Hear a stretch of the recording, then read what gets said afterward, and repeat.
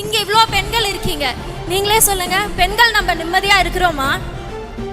பெண்கள் நிம்மதியா இருக்கிறோமா அப்படின்ற இந்த கேள்வியை கேட்டா இப்ப இருக்க திமுக ஆட்சி என்ன பதில் சொல்வாங்க? இந்த கேள்விக்கு அவங்க கிட்ட பதில் இருக்கா?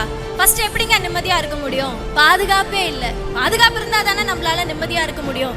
பயந்து பயந்து பயந்து டெய்லி அவ்வளோ கஷ்டத்தை வந்து அனுபவிச்சுட்டு இருக்கோம். இது சரியா இருக்குமா, இங்க போனா பாதுகாப்பா இருப்போமான்னு அவ்வளோ கேள்வியோட தான் நம்ம தினம் வாழ்ந்துட்டு இருக்கிறோம். காரணம் டாஸ்மாக். தெருவுக்கு தெரு டாஸ்மாக் அவங்களே திறந்து வச்சுட்டு மாசம் 1000 ரூபாய் காசையும் கொடுத்தா அந்த காசெல்லாம் எங்க போய்கிட்டு இருக்குது? இதெல்லாம் யாருதான் கேட்கறது? எவ்வளோ நம்ம கஷ்டப்பட்டுட்டு இருக்கோம்ல. இது கூட பரவாயில்ல, இப்போ வீட்டில் குழந்தைங்க இருக்காங்க, தைரியமா நம்மளால ஸ்கூலுக்கு அனுப்ப முடியுதா? அவ்வளோ பயமா இருக்கு. ஏன்னா அங்கேயும் சில மோசமான வாதியார்கள் குழந்தைங்களை அபியூஸ் பண்றாங்க. காலேஜ்ல பாதுகாப்பு கிடையாது, வேலை செய்யற இடத்துல பாதுகாப்பு கிடையாது.